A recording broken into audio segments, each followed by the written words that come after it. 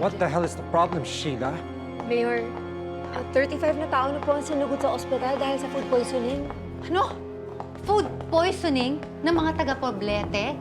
Ano ba yan? Kung ano-ano nga kinakain nila, kinatanggap naman ng sikmura nila, tapos ngayon mag-iinarte sila. Dahil daw ho dun sa mga expired na dilatang kinain nila. Doon nasira yung mga tiyan nila. Putok na rin ho yung issue sa social media. No! I can't afford to have a scandal like this right now, Sandy. Kakaupo ko pa lang. What are we gonna do about it, Sheila? Kuya, may scandal tayo. Okay, no. Okay, this is the plan. I will handle the damage control. Glito, kailangan hanapin mo ang press. Tell them you are on top of this situation.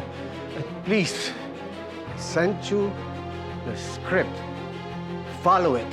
I got this, Kuya. Oh, ano? Syunga-syunga lang ang peg? Tumawag ka daw ng press? Yes po. Okay, go na. Thank you.